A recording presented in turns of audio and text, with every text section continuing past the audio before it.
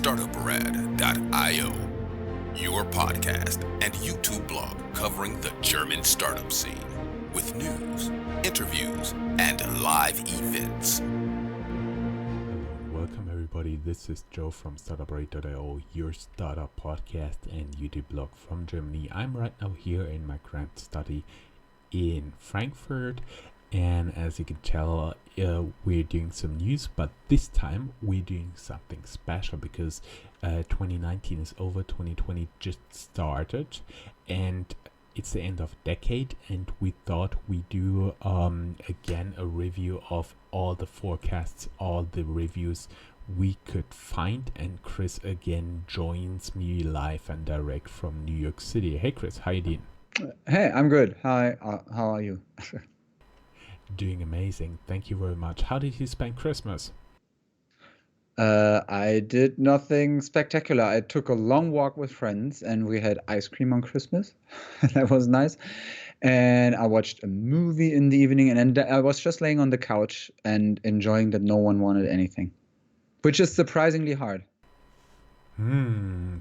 Sounds... Working it. Yeah, sounds pretty interesting. And I do believe you don't have like a real weekend since you're working as freelancer, right? Yeah. And usually there's always something to do. And those are then 10 days of the year when not much happens. It's good to enjoy that.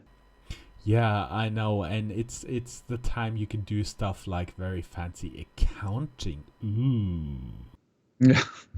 Yeah, well, I still push that. Anyway, let's talk about other stuff and not my accounting skills. It's very sad. Okay, no need for sad stories. I do believe we have enough around here. Okay, you are listening to this month in German startups, a review of 2019 and 2020 outlook. If you are new to our podcasts, we are wrapping up the startup news of the German-speaking area in a monthly recording from Frankfurt and New York. We have a look at our website www.startuprad.io or www.startup.radio, and you will find all the links to our recordings and the articles we are quoting from here. Some of the sources are in English, some are in German. You can also find in the show notes the link to the hosts, the email, the Twitter, the LinkedIn, the homepage, and the video interview dating back to 2018, which we did in New York. There is an announcement on our publication schedule. This episode will substitute the news in June. This year's Startuprad.io news wrap-ups will have a summer break from the end of May until end of September. We are sorry, but there's no other way to fit the podcast around Chris and Joe's busy life. About this outlook, nonetheless, we are giving you the review of a decade and the preview of a decade. We mostly stick to top-level stuff, especially since the deeper you dig, the more material you would have to cover. Let me talk about our enabler. This recording was made possible by Hessen Trade and Invest. Learn more about our enabler here at www.invest-in-hessen.com. You'll find the link in the show notes. And together with our enabler, we are running a podcast called Tech Startups Germany, which you can find here in the show notes as audio and yes, as video podcasts as well. Let me do the housekeeping as well. Time to brag. We had more than 165,000 unique listeners to our audio podcasts. Keep in mind, most of the sub podcasts are only live since Q3 2019. We had almost 350,000 views on YouTube and more than 2 million impressions on social media. You can also find here the link to our Instagram posts of the top videos. Thank you very much for sticking with us. It's a pleasure to have you guys. And that was what I'm so looking for. The most sure podcast is 2020 will be the year of Beethoven, which is a safe bet. There will be a lot going on since Beethoven turns 250 this year. There is multiple pieces of very awesome Beethoven music, like the Ode to Joy, and it even made it into pop culture, which I find very hilarious, with 2.5 Men. If you got bugs. Oh, Chris, no, nobody hears you. Hang on. Yeah. So, since you just said the ta-da-da-da, that is Beethoven's Fifth. And a couple of years ago, I read the story that Beethoven's Fifth has a relation to World War II, because in the resistance in Belgium, they got the letter V as a sign, and it became an even bigger sign later on, because V also stands for victory. But also V stands for Freiheit in Flams, and for victoire, victory, in French, the two languages, or the two big languages in Belgium. So the resistance in those countries had the V as a sign for itself, and they also encouraged people to put the V on their houses. And as a secret sign of knocking, they used Beethoven's Fifth, because in Latin, V is also 5. And here comes the kicker. In Morse code, V is short, long. So it's the ta-da-da-da. So anyway. Very good trivia. You're getting much better. You're also doing some detours. Only thing I heard about Symphony Number 5 is that it was so special because it broke the rules, because usually the composers at this time started to build up, and he just started with da da da da. That was unique for the time. Chris, you want to go? Yeah, so you already said it. The decade is over, and I think we shouldn't get into the discussions whether it's actually the end of the decade or not, because it's now the year zero. My understanding is, if you turn 30, for example, someone would tell you you're in your 30s. If now we are in 2020, people say we are living in the 20s, and we wouldn't say that in 2021. So I think we should say it's a new decade, which also gives us an opportunity of looking back. And we were looking for a couple of reviews from the last decade, but also we were coming up with this idea. Do you remember where you spent January 1st or December 31st of 2009, 2010? How did you celebrate? Because I have to say I have no memory whatsoever.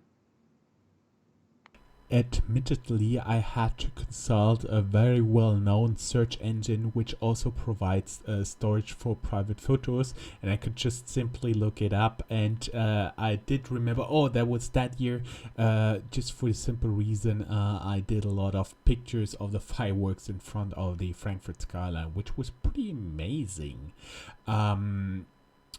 Let's get a little bit into the stuff.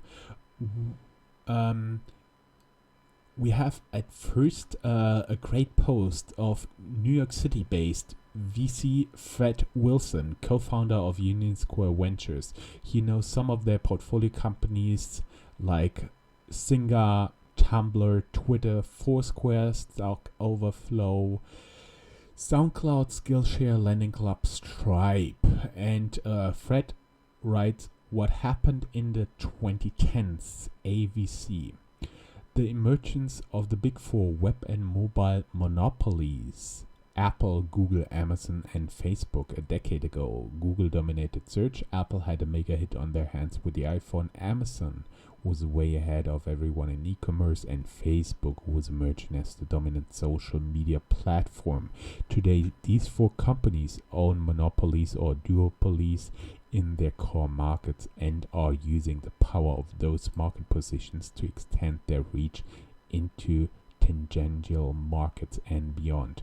Secondly, he writes, the massive experiment in using capital as a mode to build startups into sustainable businesses has now played out, and we can call it a failure for the most part.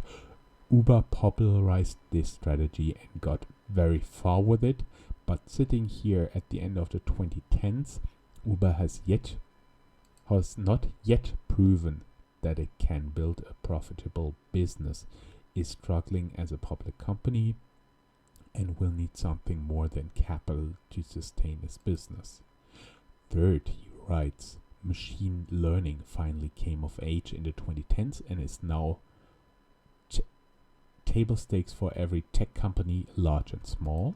Subscriptions is his number 4. Subscriptions became the second scalable business model for web and mobile business following advertising, which emerged at scale in previous decade. 5. Silicon Valley's position as a mecca for tech and startups started to show signs of weakening in the 2010s, largely because of its massive success this decade. 6. Cryptography emerged in the 2010s as a powerful technology that can solve some of the web's and mobile's most vexing issues. Technology inserted itself right in the middle of society this decade is his point number 7, and he continues number 7 with our president wakes up and fires off a dozen tweets, possibly while still in bed. Number 8, the rich got richer, and number 9 of his review posts is an add-on. In the post-publish edition, a huge miss in my original post in this is the emergence of China as a tech superpower and a global superpower. Okay, here we go. And now, Chris? Yeah, we also found that Gründerszene, a German website, which I also sometimes contribute to, has a review of the decade. It's some of the most successful articles they had, or it's mostly links to their articles. But you can see a South Park character if you want to. And they also cover a lot the own Gründerszene award, but I still found it interesting because it added a German perspective to this idea of what did the last decade have to offer. And for example, it reminded me of how big of a success actually Wunderlist was, and that Wunderlist, this to-do list app, got a lot of recognition in the beginning. Then that at the beginning of the decade, we were still talking a lot about StudiVZ, a German competitor to Facebook, which then basically had to close shop because I think it underestimated how many students actually go abroad for a semester to study abroad, and there no one had StudiVZ accounts, but everyone had Facebook accounts, and I guess that's what in the end made Facebook much bigger. Then the rise of the idea of entrepreneurship in general, or venture capitalism in general, in Germany was special. So I think in 2014 it was the first season of Shark Tank, in Germany called Höhle der Löwen, so Lion's Den, which I think really showed to a lot more people what a pitch is and how you would gather money for your startup. And then in the later years of the decade, there was, for example, the success story of N26, which in Germany also kind of struggled as a new bank, but now tries its luck internationally. And another really big trend is, I think, that we now see how traditional industries, especially in the mobility sector, try to find new answers. And we see that a lot of legacy companies, especially like the big car manufacturers in the premium sector in Germany, try to come up with, for example, subscription models, or some car sharing companies, and even companies like Daimler and BMW all of a sudden working together on having on building a more sustainable car sharing company with Drive Now. Is it Drive Now? I always forget where it comes from. So it was Car2Go and Drive Now, and now it's something else. Oh, what was the name again? In the time Chris searches for the name, I would personally add a lot of other stuff.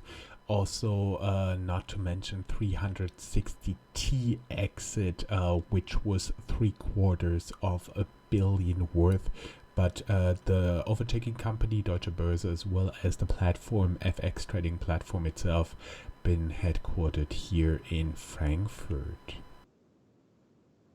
Share Now. Share Now is the new name. I'm sorry for everyone working on that. For not knowing. Anyway, yeah. So let's move on to 2019. And we keep moving to 2019, as Chris already said. Konassin lists some of the insolvencies of 2019, mostly with the highest media profile due to appearances in TV shows like Die Höhle der Löwen or Das Ding des Jahres. Die Höhle der Löwen is Lion's Den, and Das Ding des Jahres is something I've never watched and never understood the concept, but it's all pretty much consumer focused, more or less related to Shark Tank. If you got a small gadget, they give you the capital to scale it and sell it everywhere, and then it's good. But after insolvencies, I think there should also be better news. So we have the best e-commerce Christmas commercials of 2019, collected by ecommercenews.eu, which is a nice way to get some distraction at the beginning of the year, or marketing inspiration, as we like to call it here. So we have ET or a cute little dragon. But me, as the king of detours, gives back to you. Biotech. Thank you. Yes, a little bit more serious biotech stuff here. European biotech's top news in 2019 by labbiotech.eu with a great but brief overview sorted by month with the most important funding rounds approvals by oversight bodies and IPOs. That gives me again to the 2020 forecasts. This is number 2 of the posting of Fred Wilson of Union Square. He writes, what will happen in the 2020s? Number 1, the looming climate crisis will be to this century what the world wars have been to the previous ones. 2, automation will continue to take costs out of operating many of the services and systems that we rely on to live and be productive. China will emerge as the world's dominant global superpower, leveraging its technical prowess and ability to adapt quickly to changing priorities. Conversely, the US becomes increasingly internal focused and isolationist in its worldview. Countries will create and promote digital crypto versions of their fiat currencies, led by China, who moves first and benefits the most from this move. A decentralized internet is his 5th thesis. A decentralized internet will emerge, led initially by decentralized infrastructure services like storage, bandwidth, compute, and so on. Number 6, plant-based diets will dominate the world by the end of the decade. 7, the exploration and commercialization of space will be dominated by private companies as governments increasingly step back from these investments. Number 8, mass surveillance by governments and corporations will become normal and expected this decade, and people will increasingly turn to new products and services to protect themselves from surveillance. I like that part. Number 9, we will finally move from the baby boomers dominating the conversations in the US and around the world, and millennials and Gen Z will be running many institutions by the end of this decade. And finally, number 10, continued advancements in genetics will produce massive wins this decade as cancer and other terminal illnesses will become well understood and treatable. I think that's a very positive outlook, don't you think, Chris? Yeah, it's nice. Well, yeah, it's nice. I think there's a lot of stuff in there that makes sense. As a vegetarian, I also obviously am ahead of the curve with the plant-based diets. We found another similar article in the British Wired by Greg Williams. He came up with an article about the smart ideas which will define technology in 2020. And he, for example, has this idea profit is the new growth. Also a bit related to Uber, and saying that in November 2019, Uber CEO Dara Khosrowshahi announced that the ride-hailing company would turn a profit in 2021 on so-called adjusted earnings, which is the earnings before interest, tax, depreciation, and amortization. Hopefully, or this might have been a news that was some consolation for Uber shareholders, who will also have been buoyed by increased revenues towards the end of 2019. But still, Uber, as we just said before, it did never turn any profit so far. As its SoftBank stablemate WeWork discovered, venture capitalists might be willing to subsidize a loss-making business, but public markets, what we saw with the wrongly or with the horribly planned IPO of WeWork, public markets bring a very different type of attitude and scrutiny. On VentureBeat, there we also had 10 technology trends that will impact our lives in 2020. Some of it is just a bit like buzzwordy, like AI, Internet of Things, edge computing, but we also have quantum computing going into aerospace, 5G, healthcare, ag tech, autonomous driving, and still the blockchain, but a bit further down the list than it would have probably been a couple of years ago. Startup categories, also an interesting, like what goes up, what goes down. Yeah, and the interesting stuff here is nobody's sure if it goes up or down. In our annual Fintech review, 2020 appears to be the stylized as the year to make or break the neobanks. For example, Forbes take, moats in banking are dead. Build bridges and tunnels for competitive advantage. I quote from the article, in a business strategy context, the use of the term moat is usually credited to Warren Buffett, who wrote in his 1996 letter to investors, I look for economic castles protected by unbreachable moats. Buffett was simply giving a new name to something that strategy guru Michael Porter had written about in 1980 when he defined the 5 forces of strategy. TechCrunch take 2020 will be a challenging year for challenger banks, and of course there is a link to our startup review. Christian, you want to take some quotes?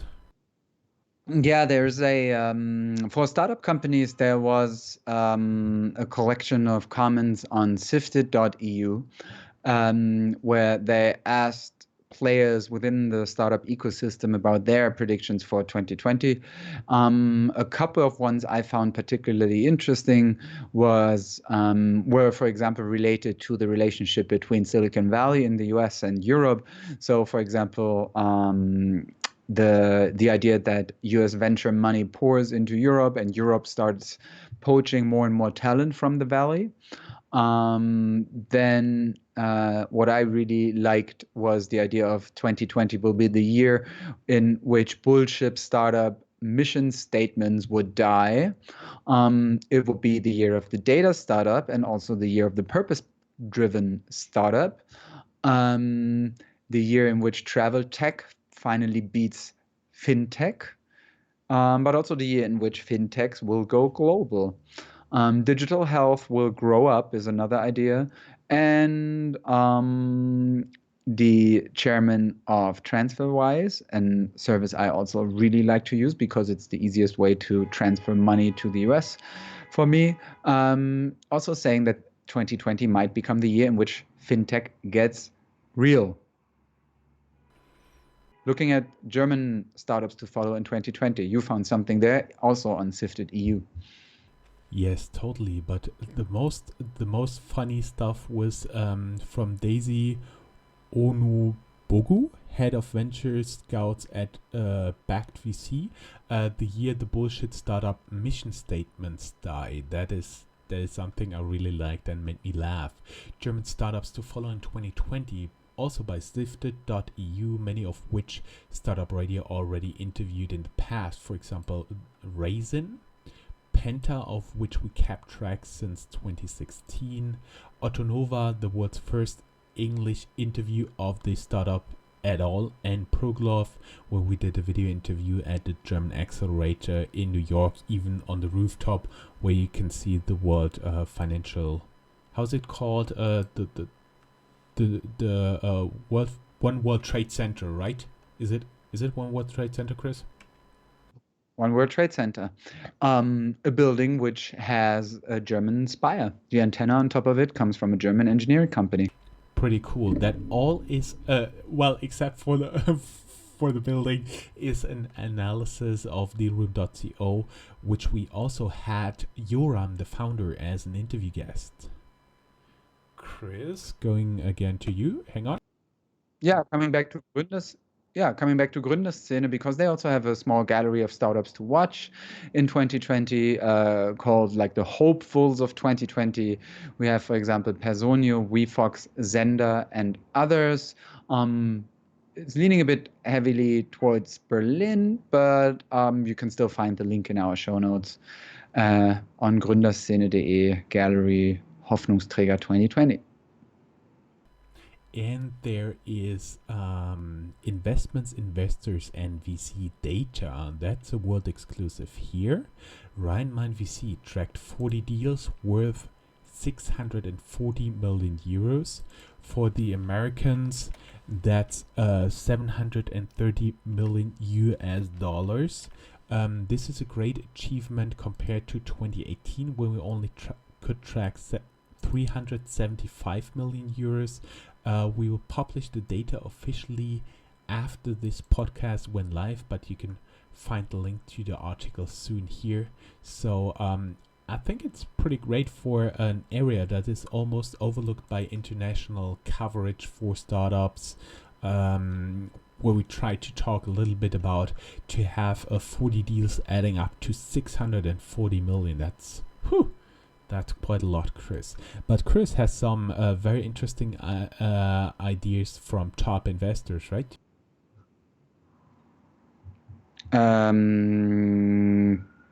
Yes.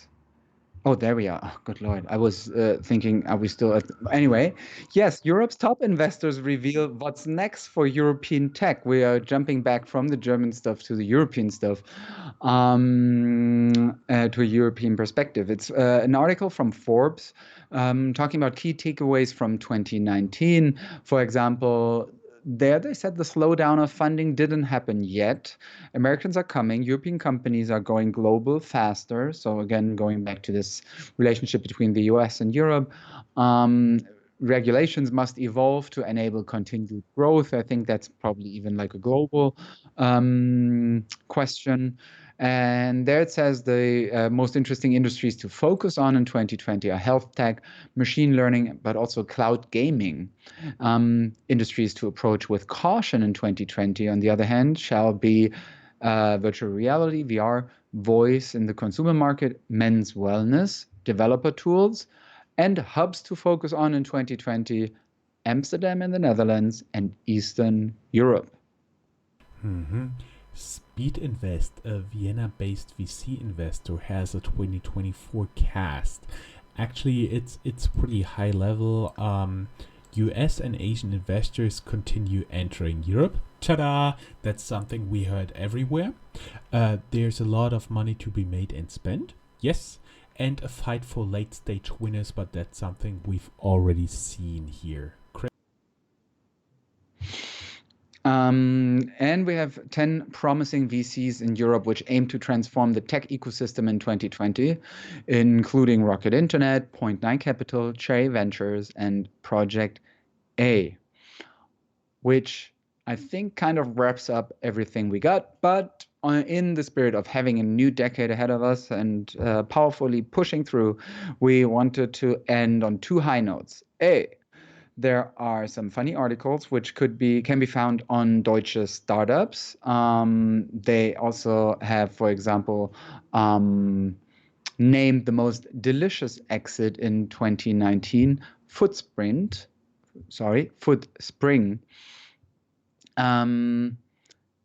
And we have Stunts, which took brand engagement to new heights in 2019. An article by Adweek. Most paragraphs have a video, including ads by Tinder, for example, and many others. And you have a favorite there. Yes, I do. My favorite, surrealist artist Salvador Dali was brought back to life 30 years after his death thanks to a partnership between the St. Petersburg Dali Museum and Goodby Silverstein and Partners, along with some help from artificial intelligence. That's a very interesting interview. And Chris, as always, it was just a pleasure having you here. Again, Happy New Year to all our listeners out there. We hope that you guys stick with us in the year to come. And keep in mind, we'll do a little bit longer summer break.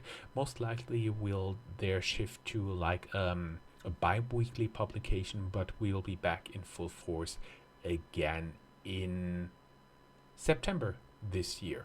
So, Chris, Be several months. I was going to say, up until then, there will be several months in which we will have a regular show.